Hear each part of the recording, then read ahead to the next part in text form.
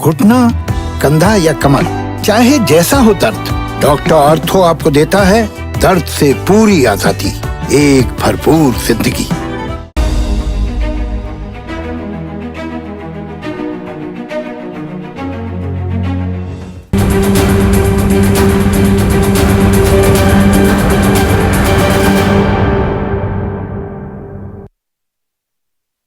नमस्कार, मैं हूं संदीप चौधरी। आज सबसे बड़ा सवाल संडे स्पेशल में हम बात करेंगे कोरोना की। इस मुश्किल वक्त में, संक्रमण, आपदा, आफत काल में जो हम जी रहे हैं, और ये काल बीतने का नाम नहीं ले रहा है। हम कहीं बीच में फंसे हुए हैं। अब धीरे धीरे जैसे जैसे आंकड़ा घट रहा है, पिछले 24 घंटों के आंकड़े आपको बता दूं, संक्रमण 1,65,553 लोगों में फैला पिछले 24 घंटों में। तो यह कम आ गया है, काफी कम हो गया है। 4 लाख से ऊपर भी आंकड़ा लगातार चल रहा था कुछ दिनों पहले तक। लेकिन जो मौत का आंकड़ा है वो 3,460 है। यह अभी भी चिंता का सबब है। लॉकडाउन लगा हुआ है अलग अलग राज्यों में, लेकिन अब आंशिक छूट भी मिल रही है और दिल मचल भी रहा है कि फिर से हम आजाद परिंदों की तरह घूमें, घर से बाहर निकलें। अरे अब आंकड़ा तो कम होने लगा है। दुख भरे दिन बीते रे भैया, अब सुख आयो रे। यह गाना गुनगुनाने का मन करता है, लेकिन क्या यही हकीकत है? इस कार्यक्रम के जरिए मेरा मकसद आपको डराना कतई नहीं है, लेकिन एहतियात बरतनी जरूरी है। और जो दावे किए जा रहे हैं, जो भरोसा जताया जा रहा है, उनमें कितना दम है, या दरअसल हम आंकड़ों को भी तवज्जो दे रहे हैं। डेटा आज के युग में, इस नए युग में डेटा इज द किंग। और आज मैं कुछ आंकड़ों की भी बात करने वाला हूं। देखिए, संक्रमण कम होता दिख रहा है, लेकिन कम होता तो दिखा था पहली लहर के बाद भी। आपको याद है ना, दिसंबर, जनवरी, फरवरी हमें लगा कोरोना से हम जीत गए। सरकार ने इस बाबत ऐलान भी कर दिया, खुद की पीठ भी थपथपाई कि हमने दुनिया के सामने मिसाल पेश कर दी कैसे 135-40 करोड़ की आबादी वाला देश वो जीत गया कोरोना से। और फिर दूसरी लहर आई, उसके लिए हम तैयार नहीं थे। जहां जनवरी 2020 और 28 फरवरी 2021, 14 महीनों में 1,11,00,000 मामले सामने आए थे और 1,57,000 लोगों की मौत हुई थी। मार्च से अब तक, अब मई का महीना लगभग पूरा हो ही गया है, तो मार्च, अप्रैल और मई, सिर्फ 3 महीनों में, वो 14 महीनों का आंकड़ा बताया मैंने, 1 करोड़ से ज्यादा लोग कोरोना से संक्रमित हुए और 1.5 लाख लोगों की मौत हो गई। जो काम 14 महीने में हुआ, वो इस वायरस ने सिर्फ 3 महीने में कर दिया। और जो हम तैयार नहीं थे, उसकी एक बड़ी वजह क्या थी कि सीरो सर्वे जो कराए गए, मैं राज्यों की और कुछ खास इलाकों में जो सर्वे किए गए उनके आंकड़े नहीं बता रहा हूं आपको, लेकिन राष्ट्रीय स्तर पर 3 सीरो सर्वे किए गए। अब आप कहेंगे ये सीरो सर्वे क्या चिड़िया होती है? इस चिड़िया पर सरकार ने भी ध्यान नहीं दिया, वो अलग बात है। लेकिन मैं आपको बता दूं कि संक्रमण कितना फैला है, इसका आकलन करने का एकमात्र तरीका सीरो सर्वे होता है। इससे पता लगता है, आपका ब्लड सैंपल लिया जाता है कि कितनी आबादी में संक्रमण फैल चुका है, इस संक्रमण ने कितनी आबादी को, आप में, मुझ में, कितने लोगों को अपनी जद में ले लिया है। और इससे अगली लहर का भी अनुमान लगता है कि अभी यह वायरस का कहर थम रहा है या अगली तैयारी कर रहा है। तो जो 3 सर्वे कराए गए थे, सीरो सर्वे, मई से जून इसमें 0.73% आबादी में एंटीबॉडीज मिले, यानी कि वो संक्रमण की जद में आ गए थे। 0.73%। तो आप 130-135 करोड़ का हमारा देश, 140 लगा लीजिए, कुछ लोग अब वो भी आंकड़ा कहने लगे हैं। 100 करोड़ लोग 18 साल से ऊपर की उम्र के हैं। 100 करोड़ को आंकड़ा मानकर चलते हैं तो 73 लाख लोगों की शरीर में एंटीबॉडीज मिली। अगस्त से सितंबर 2020 में यह बढ़कर 6.6% हो गया, यानी कि लगभग 6.5 करोड़। और दिसंबर से जनवरी के बीच में आ गया 21.4 करोड़, यानी कि 21 करोड़ 40 लाख। और उसके बाद आपने देखा क्या हुआ। ये 9 महीनों में हमने 3 बार सीरो सर्वे कराया, लेकिन पिछले 4 महीनों में कोई सीरो सर्वे हमने नहीं कराया है। यानी कि हमें यह अंदाजा नहीं कि यह संक्रमण कितना फैल गया। अब आप कहेंगे अरे कैसी बात कर रहे हो, गांव गांव तक फैल गया, आपको पता नहीं, सो रहे हो संदीप चौधरी जी। नहीं, यही तर्क आईसीएमआर के लोग भी दे रहे हैं, यही तर्क डॉक्टर वीके पॉल भी दे रहे हैं कि अब गांव देहात तक पहुंच गया है तो सीरो सर्वे की जरूरत क्या है। अंतर्राष्ट्रीय स्तर पर जो आकलन किए जा रहे हैं ये तो बेबुनियाद है। अब हमें पता लग गया संक्रमण कितना फैला है। अब डॉक्टर वीके पॉल, ये बात और है, पिछले साल कह रहे थे कि 16 मई 2020 तक कोरोना खत्म हो जाएगा। 16 मई 2020, मैंने गलत नहीं बोला है। 16 मई 2021 भी पार हो गई, कोरोना से पार नहीं पा पाए हैं हम। तो ये आकलन हम क्यों नहीं कर रहे। डॉक्टर गगनदीप कंग हैं, देश की जानी मानी वायरोलॉजिस्ट हैं, वीरोलॉजिस्ट, जो भी आप प्रोनाउंसिएशन करना चाहें। रोटा वायरस वगैरह बनाने में अहम भूमिका निभाई। वो कहती हैं कि संक्रमण के फैलाव का पता लगाने का एकमात्र विकल्प सीरो सर्वे है।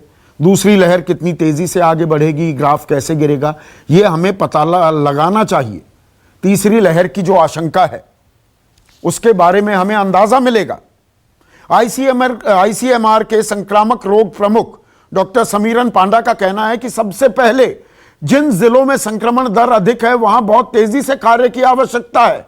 सीरो सर्वे इसमें मददगार साबित होगा। ये आईसीएमआर के संक्रामक रोग प्रमुख कह रहे हैं, लेकिन इसकी कोई पहल नहीं की गई है। अब देश में हो क्या रहा है,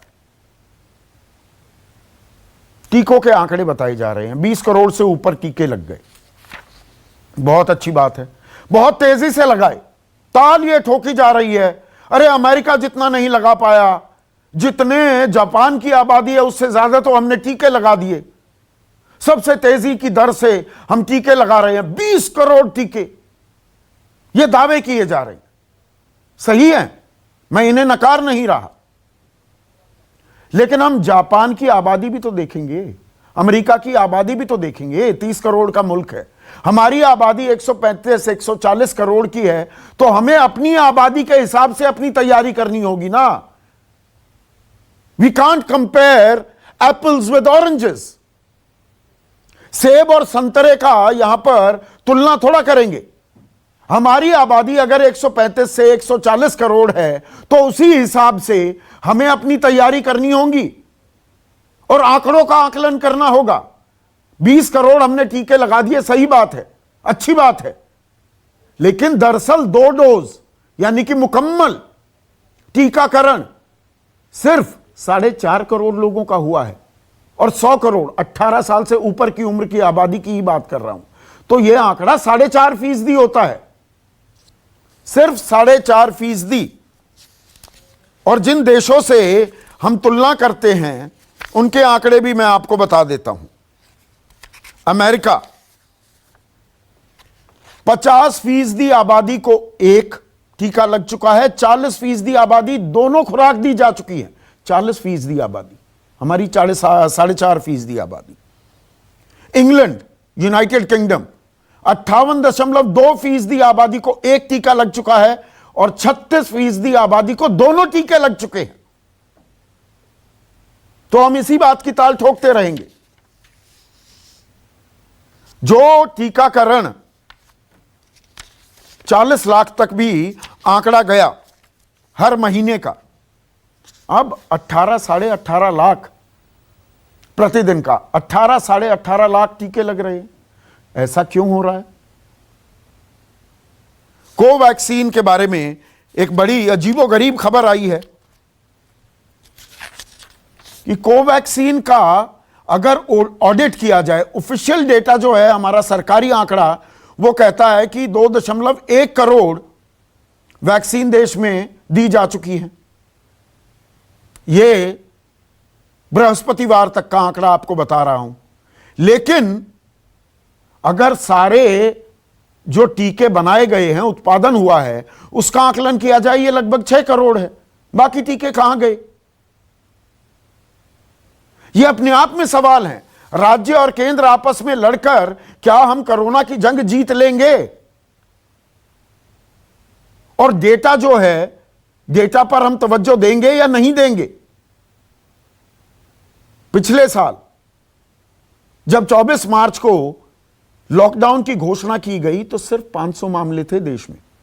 फिर 14 अप्रैल को दूसरा लॉकडाउन, 10,000 के करीब मामले थे। तीसरा लॉकडाउन 3 मई को 40,000 मामले थे। आज की तारीख में भी 1,65,000 मामले हैं। इसे हमें हल्के में नहीं लेना चाहिए। बेलगाम घोड़े की तरह तैयार नहीं रहना चाहिए कि अस्तबल से, यानी कि हमारा घर जो आज अस्तबल बना हुआ है, उससे हम छूटने के लिए, भागने के लिए तैयार हैं।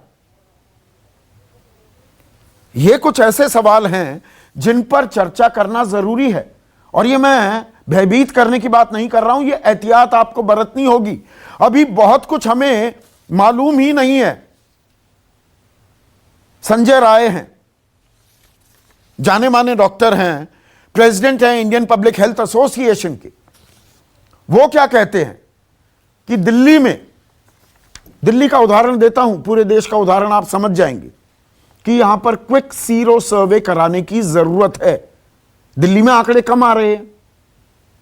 लॉकडाउन में भी थोड़ी बहुत ढील दे दी गई है, रियायत दे दी गई है। वो साफ कहते हैं डॉक्टर संजय राय, और इसकी तस्दीक करेंगे, मेरे कार्यक्रम में है, कि 70% अगर संक्रमण किसी इलाके में नहीं फैला है तब तक हम हर्ड इम्यूनिटी, कि जी अब सबको हो गया, अब ज्यादा डरने की जरूरत नहीं है, उससे कम है। तो हमें टीकाकरण युद्ध स्तर पर करना होगा। और यह पता कैसे लगेगा? यह पता सीरो सर्वे से लगेगा। आईआईटी की एक स्टडी है, दिल्ली हाई कोर्ट में यह पेश की गई है।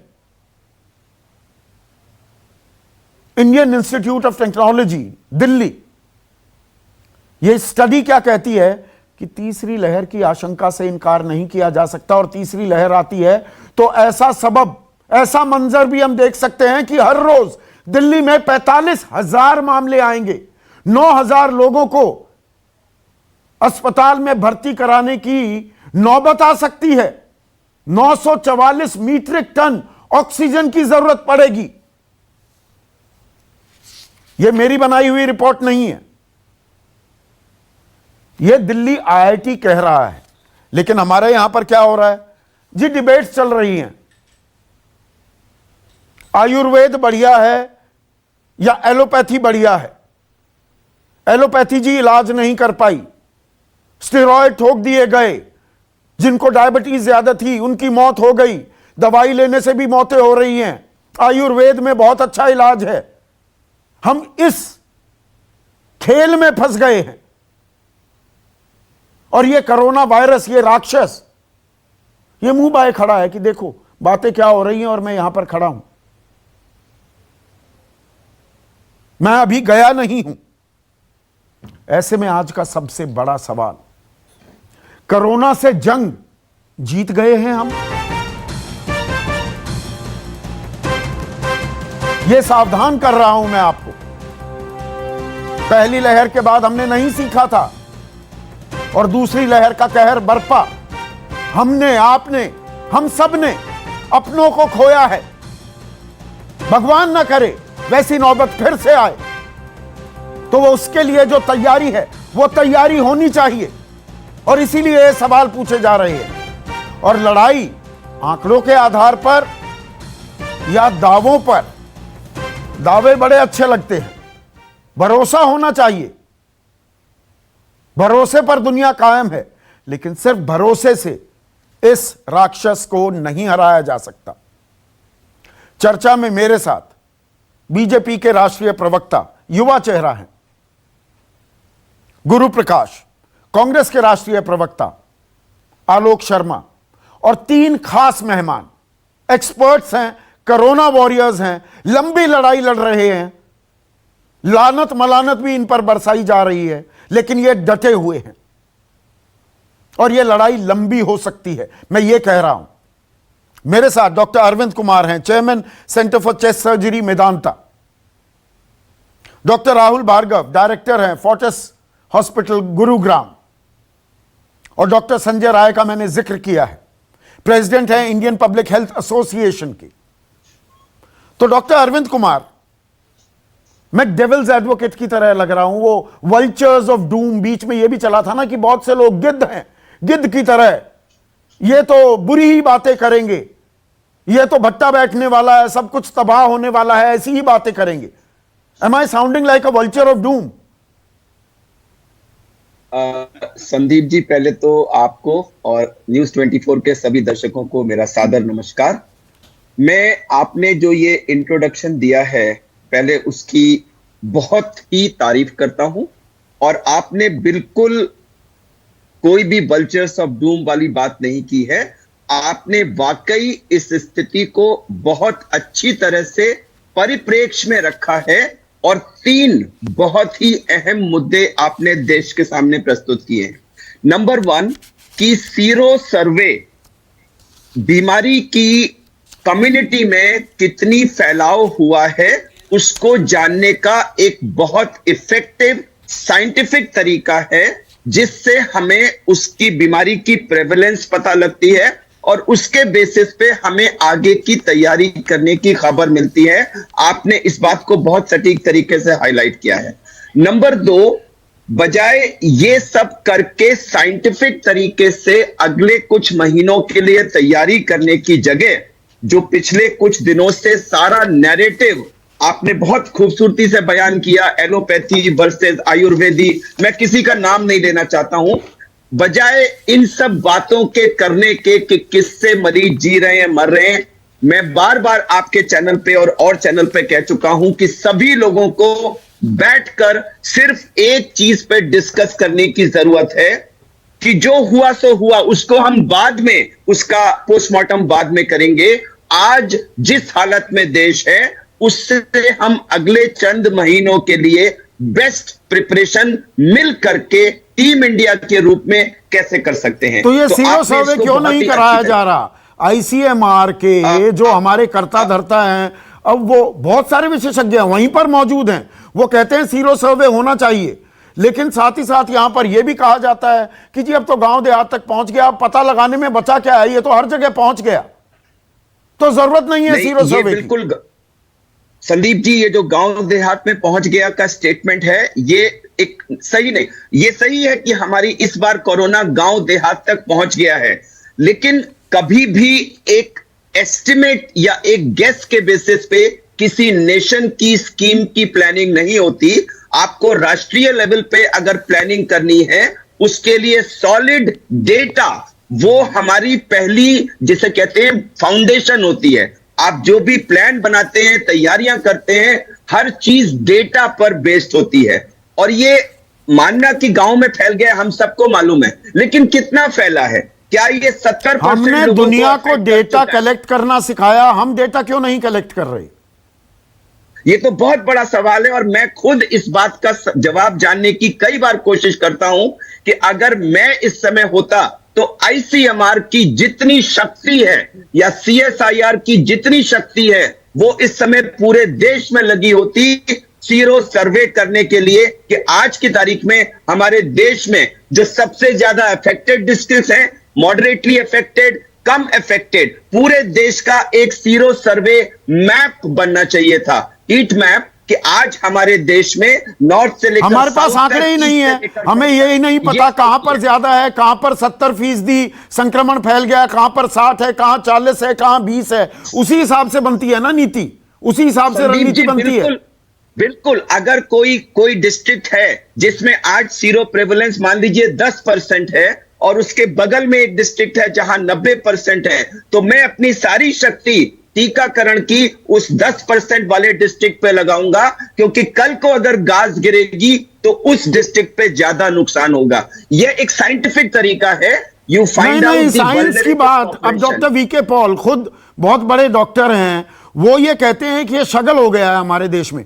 अंतर्राष्ट्रीय स्तर पर जो आकलन किए जा रहे हैं बेबुनियाद हैं। वो डेटा के हिसाब से अब भारतीय ही हैं, लेकिन यूनिवर्सिटी ऑफ मिशिगन में वो मौजूद हैं रिसर्चर के तौर पर, प्रोफेसर भ्रामक मुखर्जी, वर्ल्ड रिनाउंड हैं। वो आंकड़े कुछ पेश करती हैं, लेकिन यहां पर आंकड़ों के बारे में कहा जाता है अंतर्राष्ट्रीय स्तर पर जो कहा जा रहा है वो बेबुनियाद है।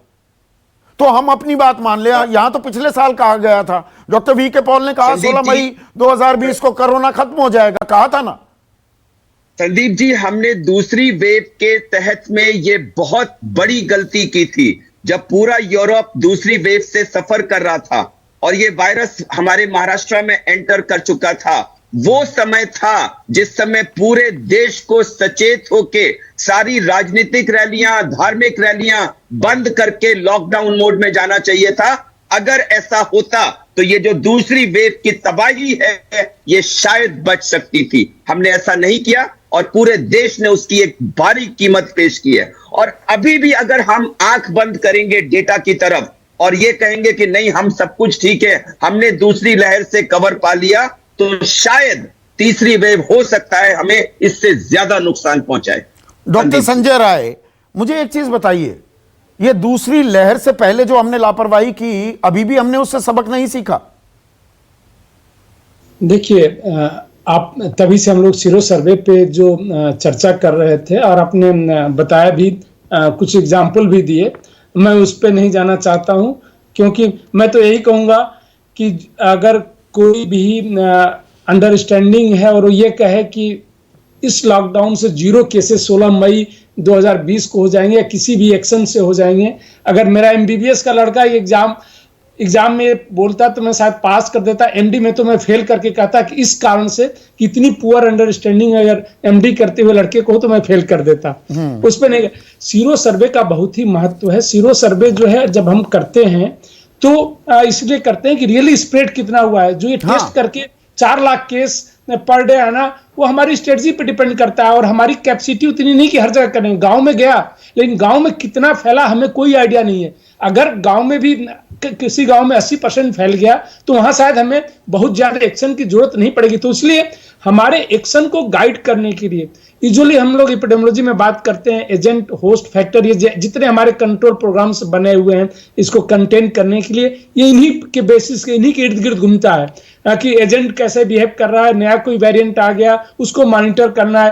होस्ट में ये जो सीरो सर्वे है, होस्ट के बारे में हम बात करते हैं कि रियली उनमें कितना जो है इन्फेक्शन हो गया, क्योंकि अब तो काफी ज्यादा एविडेंस आ गया। इसीलिए अभी WHO ने भी 10 दिन पहले ये कहा कि 10 मई को उन्होंने अपना रिलीज किया कि नेचुरल इन्फेक्शन और वैक्सीनेशन ऑलमोस्ट बराबर प्रोटेक्शन दे रहा है। अभी भी हम लोग उससे सहमत नहीं है, क्योंकि जो एविडेंसेस हैं कि natural infection better and longer duration of protection दे रहा है then any vaccine. But vaccine protection दे रहा है, जो वैक्सीन प्रोटेक्शन दे रहा है सीवियरिटी कम कर रहा है, डेथ कम कर रही है। इसलिए वैक्सीन का जो है सबको लेने की, जो आप बात कर रहे थे ना डॉक्टर संजय राय कि गांव देहात में फैल गया, अभी हमें अनुमान नहीं। गांव देहात को तो छोड़िए, हमें राजधानी दिल्ली का भी अनुमान है क्या?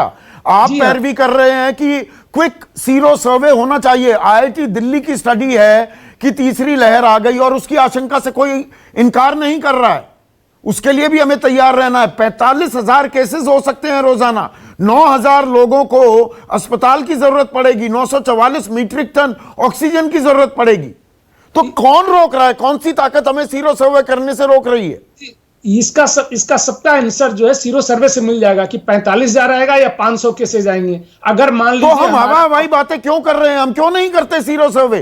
बिल्कुल करनी चाहिए। आप देखिए तो हम लोग काफी दिनों से कह रहे हैं कि सीरो सर्वे को ही जो है बेस्ट पॉसिबल एक्शन है, जो इस समय करके हमें जो है अपना जो भी फोर्स लगाने की कहाँ जरूरत है। देखिए, कोई भी कंट्रोल स्ट्रेटजी का जो है एक उद्देश्य होता है कि क्या हम अचीव करने वाले हैं, अपनी किस एक्टिविटी से क्या अचीव करने वाले हैं, वैक्सीनेशन से क्या अचीव करने वाले हैं, कहां पे कितना उसका इंपैक्ट आएगा, इसका हमें असेसमेंट करते रहना चाहिए। ये नहीं कि ब्लाइंडली हम करते रहें कि हो सकता है फायदा कर जाए, हो सकता है न करे, इस बेसिस पे नहीं कि तुक्कों से काम नहीं चलता ना, बिल्कुल नहीं। हमें जो है एविडेंस बेस्ड एक्शन लेना चाहिए। एविडेंस यही है कि अगर कहीं पे 70% या उससे ज्यादा या वैक्सीनेशन या नेचुरल इन्फेक्शन दोनों को मिला के अगर हो गए तो जो ये रणनीति की बात कर रहे हैं डॉक्टर संजय राय, आप correct me if I am wrong, अगर मैंने सही आपको समझा है, रणनीति जैसे टीकाकरण ही है, टीके की कमी है, हम कुछ भी बोलते रहे जी 20 करोड़ लगा लिए, हमने 4, 4.5, 5% अपनी आबादी को टीका लगा पाए हैं, इसी रफ्तार से चले 3 साल लग जाएंगे और वो 216 करोड़ टीके कब 9 मन तेल होगा, कब राधा नाचेगी वाला हाल है, अभी वो कब आएंगे, ये भविष्य के गर्त में छिपा हुआ है। तो हमें जब टीकों की कमी है तो हमारी रणनीति ये होनी चाहिए ना कि जिनको सबसे ज्यादा जरूरत है वहां पर हमें फोकस ज्यादा हो। सबको लगाएं, बिल्कुल सबको लगना चाहिए, पर वहां पर हम ज्यादा तवज्जो दें जहां जरूरत है, और वो इलाके तो हमें पता ही नहीं। गलत समझा मैं आपकी बात? जी हाँ संदीप जी, बिल्कुल।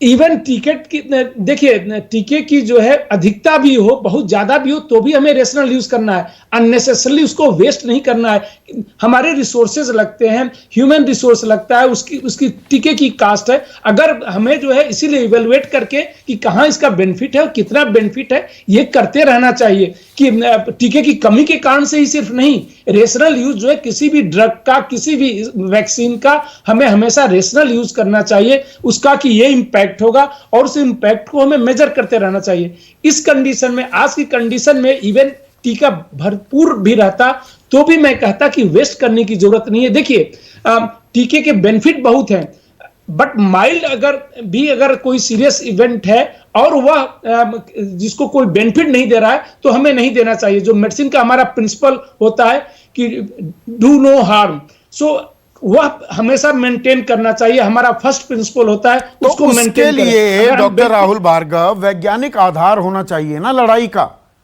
हम वैज्ञानिक आधार पर, डेटा के आधार पर यह लड़ाई लड़ रहे हैं या एक राजनीतिक लड़ाई चल रही है, एक तू मैं चल रही है, दावे किए जा रहे हैं और भरोसा जाहिर किया जा रहा है, उससे जीत जाएंगे लड़ाई?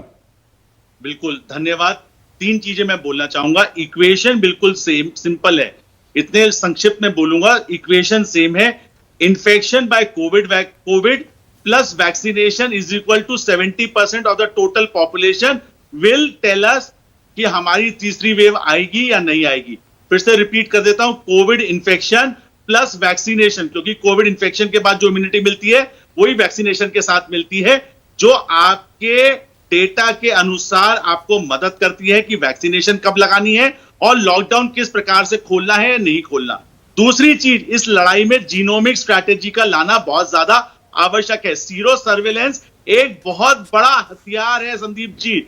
जिस प्रकार से अगर हमारे को टारगेट सेट करते हैं कि हमारे को 6 महीने बाद तीसरी वेव का आशंका है, जैसा IIT दिल्ली ने बोला, मैं उस पर एक और शब्द बोलूंगा, टिप्पणी दूंगा, 6 महीने बाद तक, 6 महीने तक vaccination plus covid infection should be equal to 70% of the total population, तीसरी वेव नहीं आएगी। अब टिप्पणी IIT की चीज पे उनका स्पेक्यूलेशन है, 30%, 60% का वैज्ञानिक तथ्य नहीं है, क्योंकि वो सीरियो सर्वेलेंस पे बेस्ड नहीं है।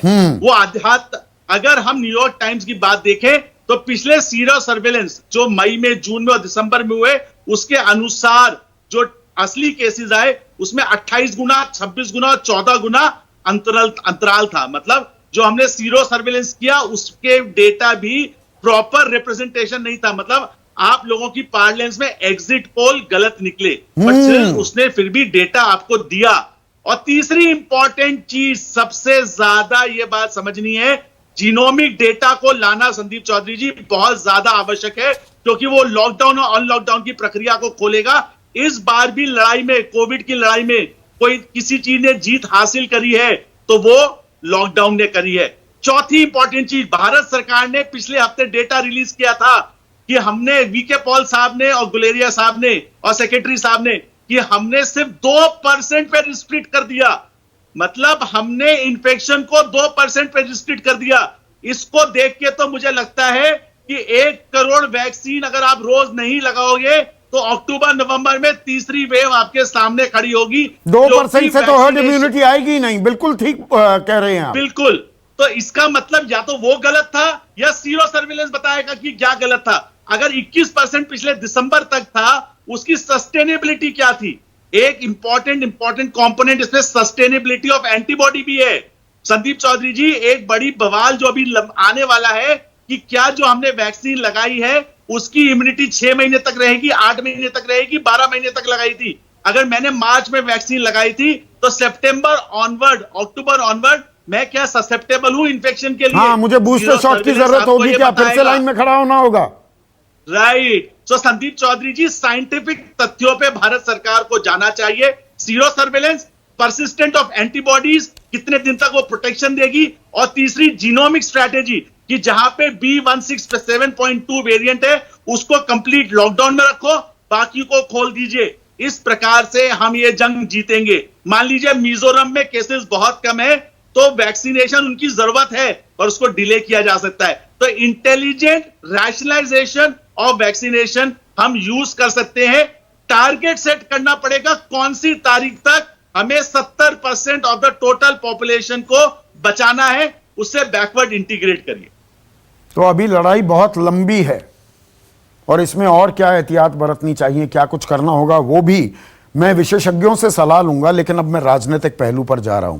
गुरु प्रकाश, हम वैज्ञानिक आधार पर लड़ रहे हैं या यहां पर दावे वादे ताल ठोकी जा रही है? सीरो सर्वे हम करा नहीं रहे, आकलन हम कैसे करेंगे, लड़ाई कैसे लड़ेंगे जब तक हमें यह नहीं मालूम कि हम लड़ किस चीज के खिलाफ रहे?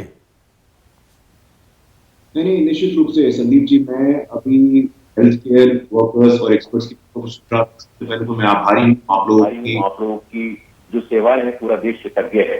और जहां तक सरकार की बात है, निश्चित रूप से जो सीरो सर्वे का प्रश्न है, वैक्सीन का प्रश्न है, खड़े होने चाहिए।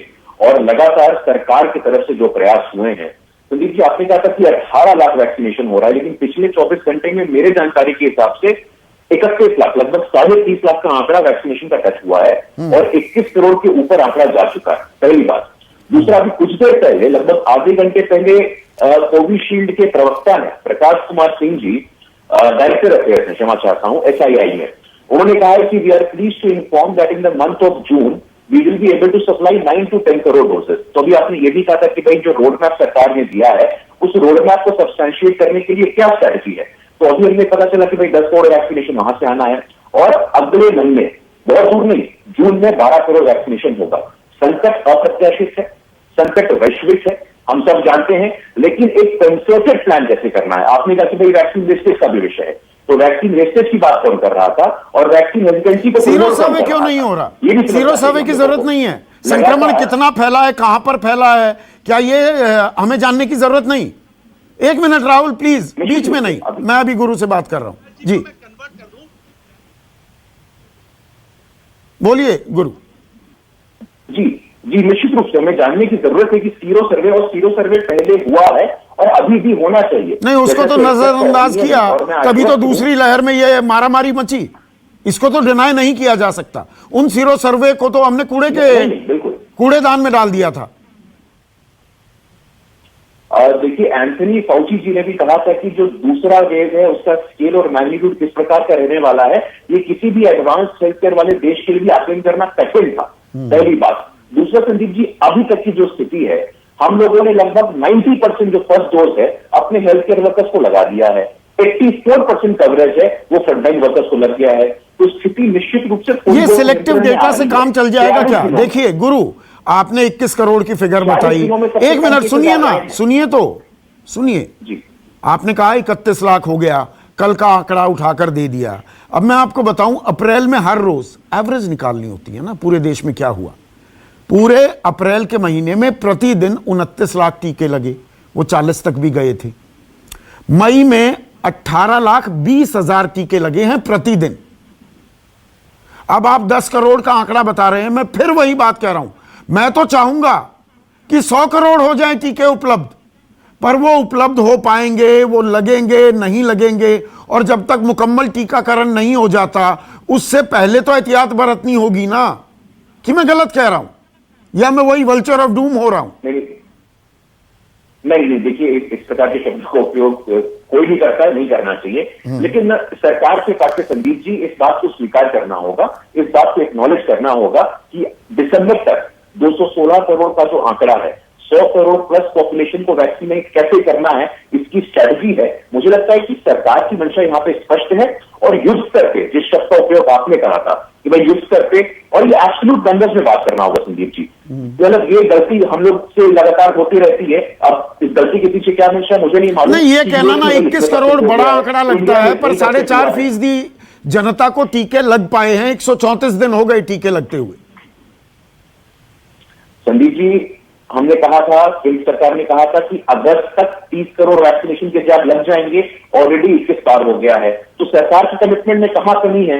हमने कहा है 100 करोड़ प्लस दिसंबर तक लग जाएंगे, तो आप देखेंगे कि दिसंबर तक 100 करोड़ प्लस का आंकड़ा हम टच कर लेंगे। हम लोगों ने कंपनियों से करार किया है, जो भारत बायोटेक 1 करोड़ बनाता था अब 4 करोड़ बनाएगा। अभी कोविशील्ड की प्रवक्ता ने कहा है कि हम 10 करोड़ वैक्सीन सप्लाई करेंगे।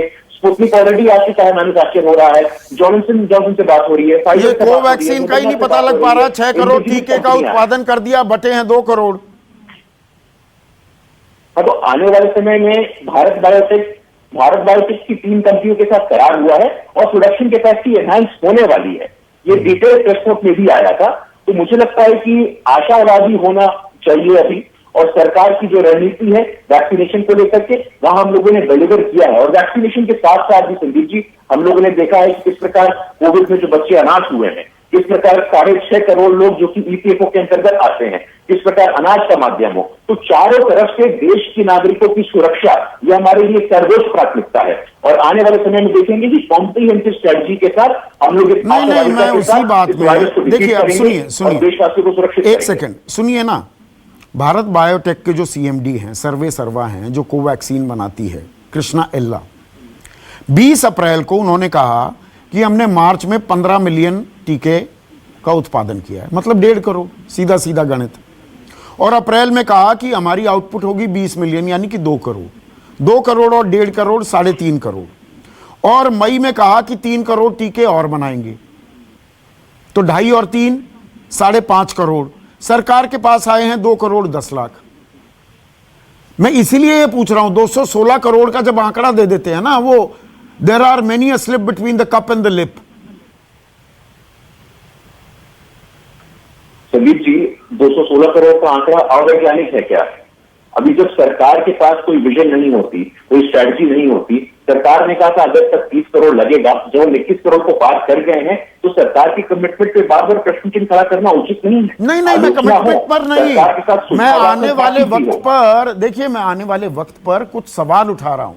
अगर वो निराधार हैं तो मैं बड़ा निश्चिंत होकर आज रात को सोऊंगा कि नहीं, तीसरी वेव आने वाली नहीं है। हमारे पास ये साइंटिफिक आधार है, ये वैज्ञानिक आधार है, ये हमारा डेटा है, और इसलिए हम कह रहे हैं। और टीका लगेगा, हम धीरे धीरे लगाएंगे, कोई दिक्कत नहीं। आप ये कह सकते हैं दावे के साथ, कोई बता सकता है कि नहीं तीसरी लहर नहीं आएगी, हमारे पास ये डेटा है डेटा हमारे पास। संदीप जी, ये तो एक्सपर्ट्स बताएंगे, लेकिन आपने जो कहा कि रणनीति क्या है, थोड़ा मुझे 10 सेकंड का समय हाँ, 1 मिनट लीजिए, आग्रह करूंगा। हाँ, देखिए दिसंबर तक कोविशील्ड 75 करोड़, और ये रफ एस्टीमेट है, ये इससे अधिक उपलब्धता ही होगी। Covishield 75 crore, Covaxin 55 crore, bio E sub unit vaccine है 30 crore, Zydus Cadila DNA vaccine 5 crore, SII Novavax 20 crore, BB nasal vaccine 10 crore, Gennova mRNA vaccine 6 crore, Sputnik vaccine 15.6 crore. तो कुल मिलाकर ये 216 करोड़ का हमारा जो स्ट्रेटजी है, ये आपके सामने है। और इसमें मैं फॉरेन कंपनी, आपने ये सारे आंकड़े बता दिए, संक्रमण के डेटा अभी ऐसे ही बता देते, जो आपने बिल्कुल धारा प्रवाह सारे आंकड़े बता दिए 216 करोड़ टीकों के धारा प्रवाह। मुझे डेटा भी बता दीजिए कि संक्रमण कहां कितना फैला है, कौन से जिलों में ज्यादा है, कहां हर्ड इम्यूनिटी आई है, कहां नहीं आई है, कहां 10% ही है, वहां टीका हमारी प्राथमिकता होनी चाहिए। ये आंकड़े हैं। संदीप जी, आंकड़ा आज का ये है कि पिछले 46 दिनों में आज सबसे कम केसेस आए हैं। आज का संक्रमण कम रहा है और आने वाले दिनों में कम होगा। ये संक्रमण अक्टूबर नवंबर में भी कम हुआ था और हम कुंभ का मेला मनाने लगे थे और लोकतंत्र का मेला मनाने लगे थे। संदीप जी ऐसा है कि केसेस अभी कम हुए हैं और एक इफेक्टिव कॉम्प्रिहेंसिव इंक्लूसिव स्ट्रेटजी हमारे पास है। हम इसमें राजनीति नहीं कर रहे हैं। जितने मौत का आंकड़ा हमारे पास है, देखिए मैं फैक्ट्स पर बात करता हूं। देखिए मैं यहाँ पर कोई राजनीतिक सवाल नहीं कर रहा हूं, मैं देश हित के सवाल यहां पूछ रहा हूं। आप कह रहे हैं केसेस कम, 1,65,553 केसेस को आप कम मान रहे हैं। पहला लॉकडाउन पिछले साल 519 केस थे, दूसरे लॉकडाउन के वक्त 10,000 केस थे, तीसरे लॉकडाउन 3 मई को केस थे 40,000। ये भी कंपैरिजन करनी होगी ना। As compare to last 46 days, मैं पिछले 40 दिनों में बोल रहा हूं कि आज सबसे कम केसेस आए हैं और आने वाले दिनों में ये केसेस कम होंगे और इफेक्टिव कंटेनमेंट स्ट्रेटजी के साथ हम लोग जानते हैं कि हम इस वायरस पे विजय हासिल करेंगे। तो मतलब हम जीतने वाले हैं। एक सेकंड आलोक शर्मा, तो हम जीतने वाले हैं। देखिए केसेस कम हो रहे हैं तो हम ये लड़ाई जीतने वाले हैं। इसे लेकर मैं मुतमईन हो जाऊं, परेशान होना बंद कर दूं? प्रधानमंत्री महोदय कर दिया था कि हम जीत गए, हम तो विश्व गुरु बन गए। आज आप इस सवाल पूछते हैं, उन्होंने तो पहले कह दिया था सब चंगा थी। दिक्कत यह है कि पूरा देश आज कह रहा है कि कमल का फूल और हमारी भूल। आज हम 2 विषयों पर बात कर रहे हैं। ये कमल का फूल ले आए। अब राजनीति जब हावी होने लगती है ना, वहीं परेशानी हो जाती है। कभी मुकम्मल डिबेट नहीं हो पाई। मतलब बीजेपी ले आई है महामारी को। सर मैं शांत बैठ जाता हूँ। मैं कांग्रेस से हूं तो मैं बात करूंगा। हाँ, कमल के फूल, एक कमल का फूल और हमारी फूल। दिक्कत यह है कि सीरो सर्वे एंटीबॉडी बताता है। एसिम्प्टोमेटिक जो केसेस हैं जिनमें सिम्टम्स नहीं है उनकी संख्या बताता है। एंटीबॉडी किसमें बनी है किसमें नहीं बनी है। दूसरी चीज, सीरो सर्वे के आधार पर जब तीसरी रिपोर्ट जनवरी में आई तो उसमें जब कहा गया कि 21.4 लोग ग्रसित हैं उससे, ये सरकार घबरा गई। लेकिन क्योंकि इनको बंगाल में चुनाव लड़ना था और अगर ये रिपोर्ट ओपन होके और ये चीज को आंकड़ों को सही मान लेते तो मोदी जी 2 लाख की रैली करने के बाद भी, 2 लाख केस आने के बाद भी बिना मास्क के रैली कैसे करते। 8 मार्च को सीएम की जो बैठक हुई उसमें मोदी जी ने कहा कि विदाउट वैक्सीन हमने उसके ऊपर फतेह पा लिए, जीत गए हैं। आज हम सवाल पूछ रहे हैं कि हम जीतेंगे कि नहीं जीतेंगे। आज सवाल ये है कि थर्ड सीरो सर्वे के बाद आईएमए की रिपोर्ट आई, आईसीएमआर की रिपोर्ट आई, 4 मार्च को भी एक रिपोर्ट आई, सबको इन्होंने डस्टबिन में डाल दिया। आज जिस तरह से आपने तमाम झूठ निकाले हैं, ये सरकार तो पहले से कह रही है हमारे पास माइग्रेशन का कोई डाटा नहीं है, कितनी डेथ हुई हमारे पास डाटा नहीं है, कितने लोग बेरोजगार हुए हमारे पास डाटा नहीं है, कितने नंबर ऑफ केसेस आए हमारे पास डाटा नहीं।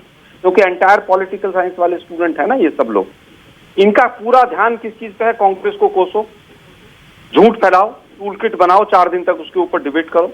और संदीप भाई आपको मैं बधाई देना चाहूंगा, अगर ये शो किसी और दूसरे चैनल पे होता तो 3 ऐसे डॉक्टर बैठे होते जो बीजेपी से इंस्ट्रक्शन लेते और सीरो सर्वे लाला रामदेव करवा रहे हैं तो ज्यादा अच्छा होगा, ऐसा प्रूव करके चले जाते। क्योंकि इनकी सरकार तो लाला रामदेव की दवाइयां बिकवा रही थी। आज 3 FIR हुई है सोशल मीडिया पोस्ट पर, जिन लोगों ने डाला कि गोबर से इलाज नहीं होना चाहिए, उन्होंने सोशल मीडिया पर पोस्ट डाली, उनके ऊपर 3 के ऊपर FIR हो गई।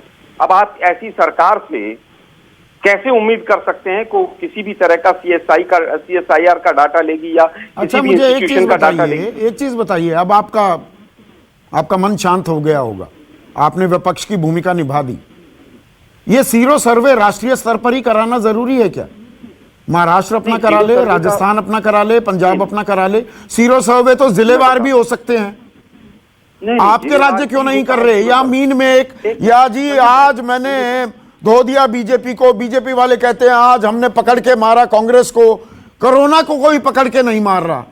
ये परेशानी है क्या इस देश में आज की तारीख में? संदीप जी, सीरो सर्वे जो है, सीरोलॉजिकल ब्लड सैंपल सर्वे जो है, ब्लड का जो सीरम लिया जाता है, उसमें 3 इंस्टीट्यूशन इन्वॉल्व हैं, ICMR, NCDC, national control of disease control, और स्टेट गवर्नमेंट का हेल्थ डिपार्टमेंट। और वो डिस्ट्रिक्ट वाइज 1000 सैंपल 1 महीने में कलेक्ट करता है और उसमें हर हफ्ते मिनिमम 100 और मैक्सिमम 400, 1000 में से वो संख्या भी डिफाइंड है।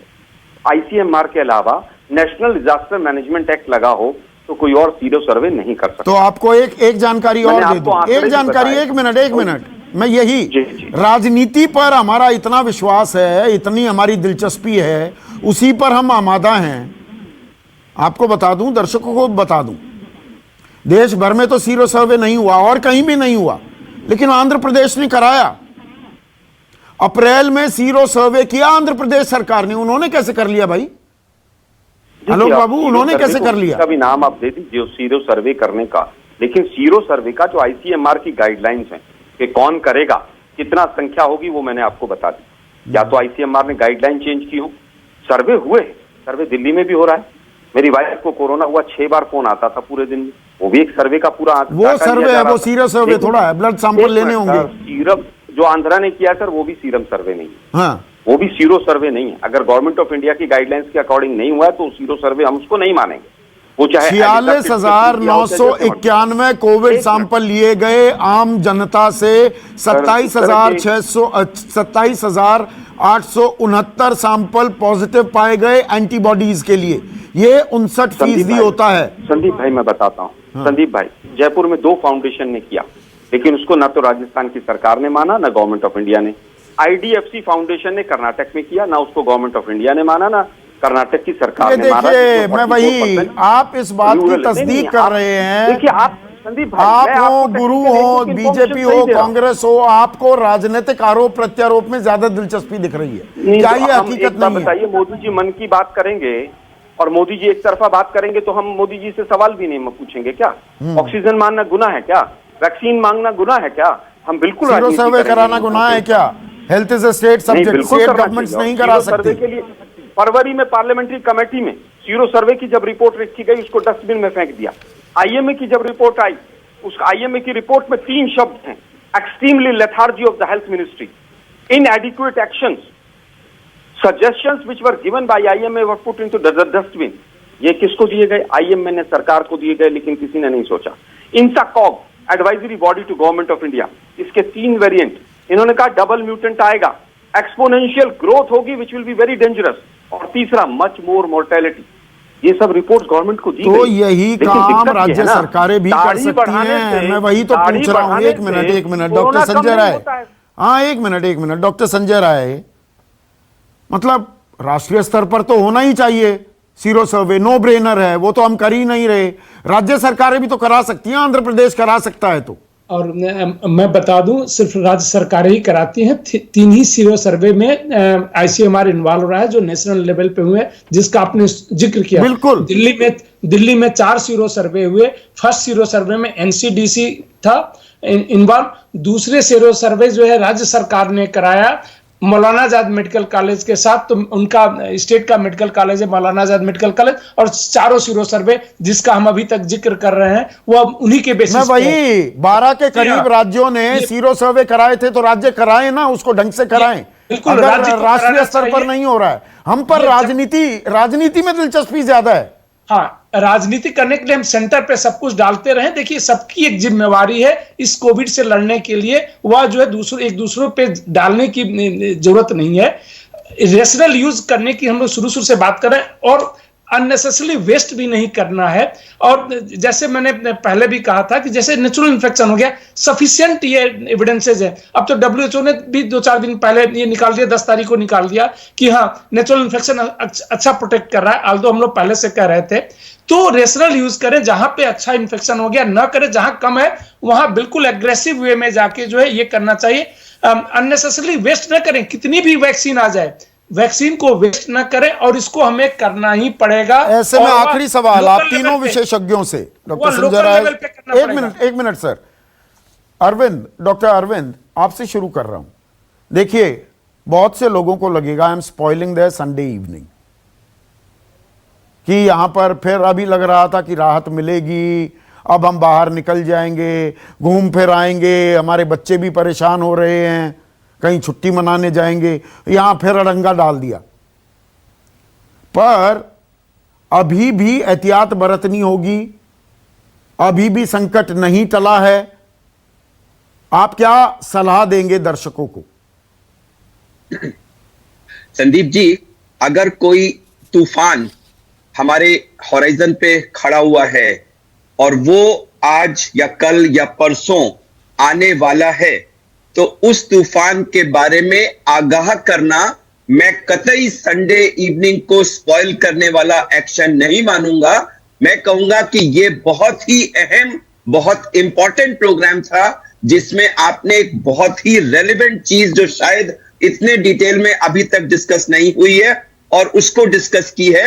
और राजनीति से ऊपर उठकर मैं फिर सबसे रिक्वेस्ट करूंगा कि चलो अभी तक नहीं किया उसको भी माफ करो, कम कल से सारी राज्य सरकारें, केंद्र सरकार जो भी हो, वो डिस्ट्रिक्ट वाइज एक सर्वे करा ले। जैसा कि मैंने कहा, एक नेशनल सीरो सर्वे मैप अगर मिल जाएगा तो उसके हिसाब से आप वैक्सीनेशन को, जैसा डॉक्टर संजय ने कहा, इफेक्टिवली यूज करके, जैसा डॉक्टर राहुल ने कहा, वो 70% की फिगर हमें हिट करनी है। वही थर्ड वेव को रोकने का मोस्ट इफेक्टिव तरीका है। ठीक है डॉक्टर राहुल, आम आदमी को क्या सलाह देंगे?